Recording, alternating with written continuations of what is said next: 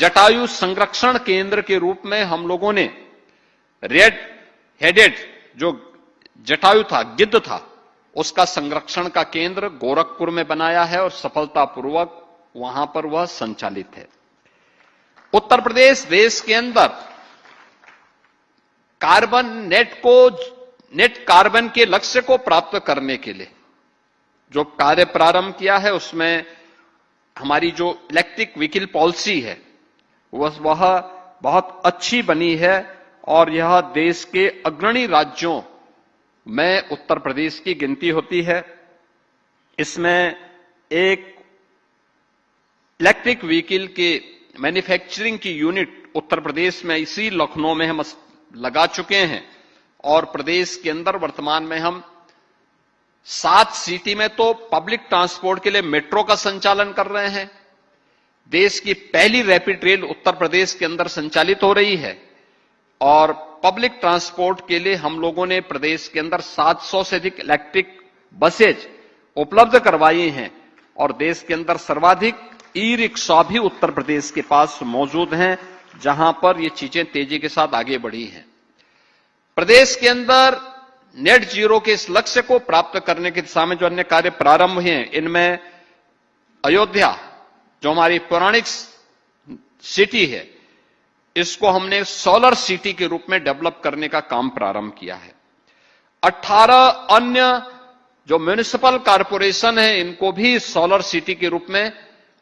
विकसित करने की दिशा में सरकार के द्वारा कार्य प्रारंभ हुआ है। प्रधानमंत्री जी की महत्वाकांक्षी जो योजना है कि पीएम सूर्य घर मुफ्त बिजली योजना, इसमें 1400 मेगावाट से अधिक विद्युत उत्पादन की क्षमता के अब तक 4 लाख रूफटॉप सोलर हम स्थापित कर चुके हैं। आप अनुमान करें 1400 मेगावाट का विद्युत उत्पादन उसके माध्यम से हो रहा है और हम लोगों ने 2022 में एक लक्ष्य रखा था कि हम अगले 5 वर्ष के अंदर यानी 2027 तक 22,000 मेगावाट की रिन्यूएबल एनर्जी विकसित करेंगे और इस दिशा में हमने कार्य प्रारंभ किया है।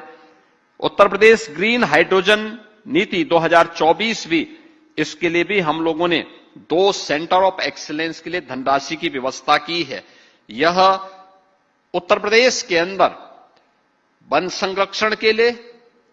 प्रदेश के अंदर वन आच्छादन को बढ़ाने के लिए,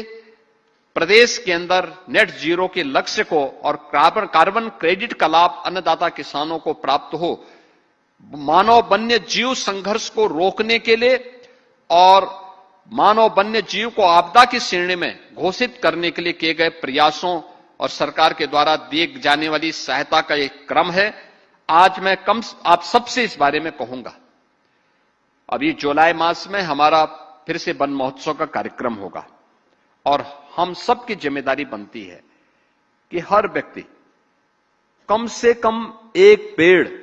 मां के नाम अवश्य लगाएं। यह हमारी अपनी मां के प्रति भी और धरती माता की प्रति भी एक कृतज्ञता ज्ञापित करने का एक माध्यम हम सबको प्राप्त होगा।